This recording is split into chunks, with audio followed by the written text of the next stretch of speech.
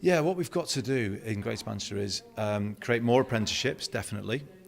We need to work on the apprenticeship wage, so people who are in apprenticeship need to be paid more, in my view. But also, we've got to give young people at school knowledge of what's available in terms of apprenticeship so that they can get the right qualifications then to access those opportunities. So there is a growing worry amongst businesses that the skills, young people's skills just aren't coming through, and we urgently need to do something about that with the challenge of Brexit looming, because it might be that we have more skills shortages in our workforce sooner rather than later, and because of that we need to have a system in Greater Manchester that trains more of our own young people to come through and fill those jobs in the workforce. Actually, lots of young people are not interested in politics, not interested in voting. How would you encourage them to vote and to actually engage about what's happening in the world?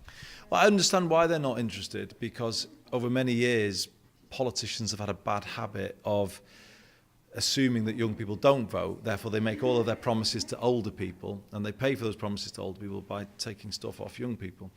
And that has kind of created a self-fulfilling situation where at election time politicians aren't promising anything to young people, so no wonder they don't vote. So we're trying to change that, and I did try and change that in my mayoral election manifesto, where I said, no, it's time to make young people the priority for investment. Even if that means difficult decisions elsewhere, I will still prioritise young people.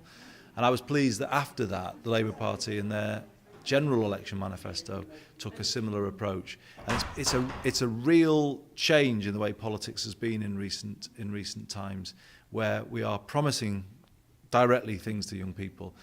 The really great thing is I think a lot of young people did come out and vote in the mayoral election and then in the general election. So hopefully we've made a real change here. And politicians, now that young people are voting in bigger numbers, will have to pay a lot more attention to young people's voices at election time.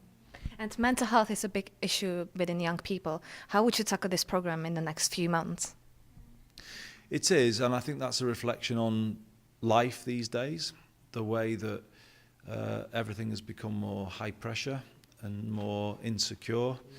So it is a big issue, and I think social media as well changes the way people are growing up. So the health service, I think, has been slow to respond to these big, profound changes in society.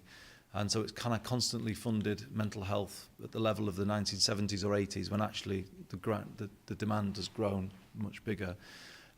We've made a start here in Greater Manchester. We've introduced a new mental health policy in July that reprioritises funding towards mental health, and particularly towards children and adolescent mental health.